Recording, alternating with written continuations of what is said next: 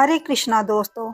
गरुड़ पुराण में कहा गया है कि संसार में कोई भी रिश्ता संयोग से नहीं बनता। हर रिश्ता पिछले जन्मों के कर्मों से जुड़ा होता है। लेकिन क्या आपने कभी सोचा है कि एक सास के जीवन में बहू बनकर कौन आती है?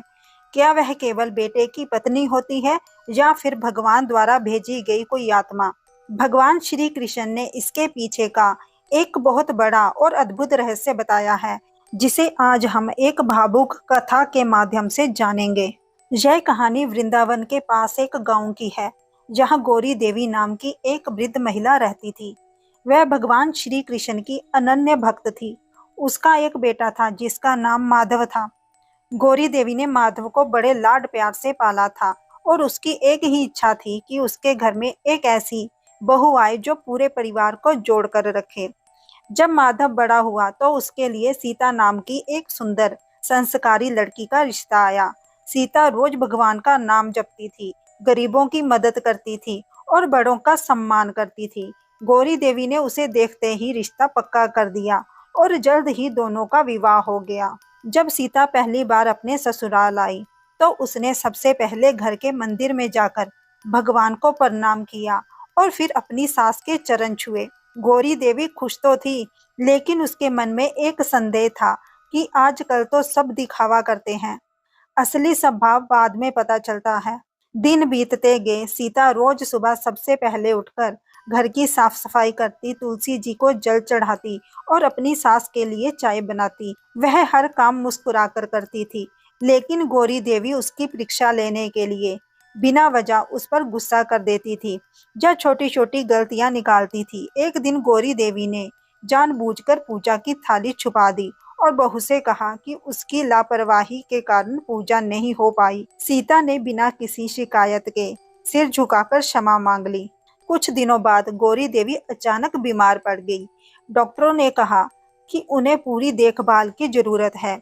माधव अपने काम के सिलसिले में अक्सर बाहर रहता था, इसलिए गौरी देवी की सेवा की पूरी जिम्मेदारी सीता पर आ गई। सीता दिन भर अपनी सास की सेवा करती, समय पर दवा देती और रातों को जागकर उनकी देखभाल करती थी, लेकिन कभी शिकायत नहीं करती थी। एक रात जब गौरी देवी की आंख खुली तो उन्होंने देखा कि सीता मंदिर के सामने बैठकर रो रही और भगवान से प्रार्थना कर रही है, हे ठाकुर जी, मेरी माँ जी को जल्दी ठीक कर दीजिए, उनके बिना यह घर सूना हो जाएगा। गौरी देवी यह सुनकर हैरान रह गई। उसी रात गौरी देवी को सपने में एक अद्भुत दृश्य दिखा। उन्होंने देखा कि भगवान श्री कृष्ण उनके सामने खड़े हैं और उनके चारों ओर दिव्य प्रकाश फैला हुआ है। गौरी देवी भावुक होकर उनके चरणों में गिर पड़ी। भगवान ने मुस्कुराकर कहा, गौरी, तुम जानना चाहती थी ना कि बहू बनकर कौन आती है। संसार में कोई भी रिश्ता बिना कारण नहीं बनता। जिस बहू को तुम आज पराया समझती हो, वह पिछले जन्म के पुण्यों का फल है। कभी वह तुम्हारी बेटी रही होगी, कभी तुम्हारी माँ रही होगी, तो कभी तुम्हारी बहन रही होगी, जिसने तुम्हारी सेवा करने के लिए पुनर्जन्म लिया है। तुमने मुझसे एक संस्कारी बहू मांगी थी, मैंने तुम्हारी प्रार्थना सुन ली और सीता को तुम्हारे घर भेजा।